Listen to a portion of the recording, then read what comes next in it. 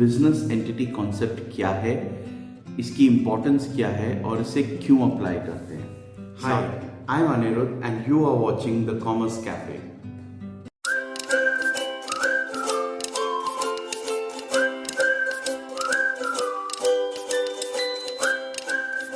Business entity concept समझने के लिए सबसे पहले जरूरी है समझना एंटिटी वर्ड का क्या मतलब होता है।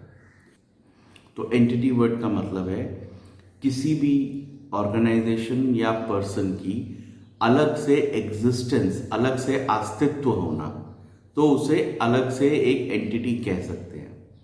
अब इसका क्या मतलब है, अकाउंटिंग के पर्पस से हम लोग बिजनेस और बिजनेस ओनर को अलग अलग एंटिटी मानते हैं। इसका मतलब अकाउंटिंग के पर्पस के लिए बिजनेस और बिजनेस ओनर सेपरेट पर्सन है, वो सेम नहीं है। आप आगे जाकर लॉ में पढ़ेंगे या बिजनेस स्टडीज में पढ़ेंगे, कई सारे ऐसे बिजनेस सेटअप्स होते हैं। फॉर एग्जांपल कंपनी, जहां पर कंपनी का ओनर और कंपनी यानी शेयर होल्डर और कंपनी अलग अलग पर्सन है। इवन लीगली लॉ में उसको अलग अलग पर्सन माना गया है। लेकिन जो छोटे बिजनेसेस होते हैं, सोल प्रोप्राइटरशिप बिजनेस होते हैं, एटलीस्ट लॉ की नज़र में वो लोग अलग अलग नहीं है। तो लीगली वो लोग अलग अलग एंटिटीज नहीं होते हैं। ओनर और बिजनेस एक ही बात है। पर फाइनेंशियल अकाउंटिंग के लिए हम लोग हमेशा, चाहे वो कंपनी हो, सोल प्रोप्राइटरशिप हो, कैसा भी बिजनेस हो, छोटा हो या बड़ा हो, बिजनेस और बिजनेस ओनर को हमेशा अलग अलग करके देखेंगे। मतलब फाइनेंशियल अकाउंटिंग के पर्पस से बिजनेस अलग पर्सन है और बिजनेस ओनर अलग पर्सन है। तो चलिए अब देखते हैं कि बिजनेस एंटिटी कॉन्सेप्ट क्या कहता है और ये क्यों जरूरी है। चलिए इसको एक एग्जाम्पल के थ्रू समझते हैं। सपोज आपका एक छोटा सा बिजनेस है, एक फास्ट फूड स्टॉल है।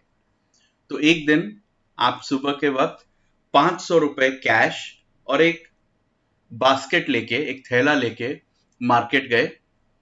वहां पर आपने 300 रुपए का सामान खरीदा जो आप स्टॉल में यूज करेंगे फास्ट फूड बनाने के लिए। इसके अलावा आपने कुछ फ्रूट्स भी खरीदे 200 रुपए के, तो आपके 500 रुपए पूरे लग गए। लेकिन ये जो फ्रूट्स हैं, इनका बिजनेस से कोई लेना देना नहीं है। आप अपने स्टॉल पर फ्रूट्स या जूस ऐसा कुछ भी नहीं बेचते। तो ये आपने खरीदे हैं पर्सनल कंजम्पशन के लिए, घर में यूज करने के लिए, घर में खाने के लिए। फिर आप अपने स्टॉल पर गए और दिन भर बिजनेस करने के बाद ये सारा 300 रुपए का जो सामान आपने खरीदा था, ये वाला, इस पूरे का फास्ट फूड बन के बिक गया और आपको टोटल मिले 500 रुपए। तो अब अगर मैं आपसे पूछूं कि इस पूरे ट्रांजैक्शन के बाद, पूरे दिन काम करने के बाद आपने कितने पैसे कमाए, तो आप कह सकते हैं कि सुबह मैं 500 रुपए लेके घर से चला था, शाम को जब लौटा हूं तो अभी भी मेरे पास 500 रुपए हैं। मैंने ये पूरे 500 खर्च कर दिए और कमाए भी 500। तो नो प्रॉफिट नो लॉस। पर ये अंडरस्टैंडिंग सही नहीं है। क्यों? क्योंकि जब आपने 500 रुपए खर्च किए तो उसमें से 300 रुपए तो बिजनेस के लिए किए, लेकिन ये जो 200 रुपए आपने खर्च किए, इसका तो बिजनेस से कोई लेना देना नहीं है। ये तो आपने पर्सनल कंजम्पशन के लिए खरीदा। तो एक्चुअल खर्च तो आपका 500 नहीं, बिजनेस से रिलेटेड खर्चा तो 300 ही हुआ। और सेल आपकी हुई 500, तो आपने 200 रुपए का प्रॉफिट कमाया। इसको देखने का और एक तरीका बताता हूं। सुबह जब आप घर से चले तो आपके पास 500 रुपए कैश था। शाम को जब आप लौटे तो 500 रुपए कैश तो था ही, प्लस 200 रुपए के फ्रूट्स भी तो थे जो आपने मार्केट से खरीदे थे। तो वैसे भी अगर देखा जाए तो आपको 200 रुपए का फायदा हुआ है। तो आप देख रहे हैं कि अगर पर्सनल ट्रांजैक्शन और बिजनेस ट्रांजैक्शन को मिक्स कर दें तो ये बिजनेस का सही प्रॉफिट, यानी बिजनेस की सही फाइनेंशियल परफॉर्मेंस निकालना बड़ा मुश्किल हो जाता है। ये तो सिर्फ एक ट्रांजैक्शन था, छोटा सा ट्रांजैक्शन, छोटा सा बिजनेस। बट रियल लाइफ में जो रियल बिजनेसेस होते हैं उसमें बहुत सारे ट्रांजैक्शंस हो सकते हैं।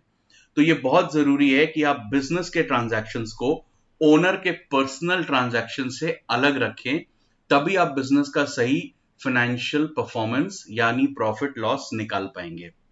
और ठीक उसी तरह बिजनेस के एसेट्स और लायबिलिटीज को भी पर्सनल ओनर के पर्सनल एसेट्स और लायबिलिटीज से अलग रखा जाता है। तो बिजनेस एंटिटी कॉन्सेप्ट क्या कहता है कि ओनर और बिजनेस रियलिटी में चाहे एक ही पर्सन हो, और अक्सर छोटे बिजनेसेस में जहां सिंगल पर्सन इंडिविजुअली पूरा बिजनेस चला रहा है, अगर देखा जाए तो प्रैक्टिकली बिजनेस और ओनर में कोई फर्क नहीं है। लेकिन जहां तक फाइनेंशियल अकाउंटिंग का सवाल है, हम बिजनेस और बिजनेस के ओनर को अलग अलग करके देखते हैं और इसीलिए उनके लिए separate books of accounts maintain करते हैं। जब भी हम बिजनेस की अकाउंटिंग करेंगे तो वो बिजनेस के बुक्स में ही करेंगे, और बिजनेस के बुक्स में अकाउंटिंग जो भी ट्रांजैक्शन या इवेंट रिकॉर्ड करेंगे वो बिजनेस के पॉइंट ऑफ व्यू से करेंगे, क्योंकि वो बिजनेस की अकाउंटिंग है, बिजनेस के बुक्स ऑफ अकाउंट्स हैं। इसीलिए ओनर के पर्सनल एसेट्स और लायबिलिटीज बिजनेस के बुक्स ऑफ अकाउंट्स में रिकॉर्ड नहीं किए जाते, और ओनर के पर्सनल इनकम और एक्सपेंसेस भी बिजनेस के बुक्स ऑफ अकाउंट्स में रिकॉर्ड नहीं होते हैं।